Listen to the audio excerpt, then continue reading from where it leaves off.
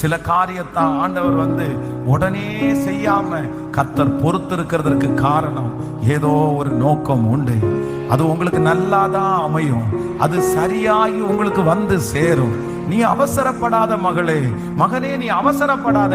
நீங்க யாரிடத்திலையும் போய் நிக்காதீங்க, நீங்க யாரிடத்திலையும் போய் கெஞ்சாதீங்க, நீங்க கோபத்துல எந்த முயற்சியும் எடுக்காதீங்க, நீங்க எந்த பணத்தையும் செலவு பண்ணாதீங்க. கர்த்தர் என்ன வாக்கு கொடுக்கிறாருன்னா அதனுடைய ப்ராசஸ் நடந்துட்டே தான் இருக்கும்.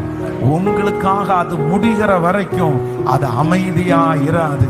உங்க ஜெபம் அந்த ப்ராசஸை செய்யும், உங்களுடைய உபவாசம் அந்த காரியத்தை செய்யும். அந்த மனுஷன் இன்றைக்கு இந்த காரியத்தை முடிக்கும் முன் இளைப்பாற மாட்டான். ஆமென். கர்த்தர் அந்த பிரச்சனைக்கு ஒரு தூதனை கர்த்தர் அனுமதிச்சிருக்கிறாரு. சிஸ்டர், உங்களுக்காக ஒரு தூதன் ஒர்க் பண்ணிட்டு இருக்கிறாரு. பிரதர், உங்களுக்காக ஒரு தூதன் வேலை செஞ்சிட்டு இருக்கிறாரு. அந்த தூதன் அந்த காரியத்தை செய்து முடிக்கிற வரைக்கும் அவர் இளைப்பாற மாட்டார். அவர் இளைப்பாற மாட்டார். அத கர்த்தர் என்னைக்கோ ஒரு தூதனுடைய கையில கர்த்தர் கொடுத்துட்டாரு, என்னைக்கோ அதற்கான ஆளை நியமிச்சிட்டாரு.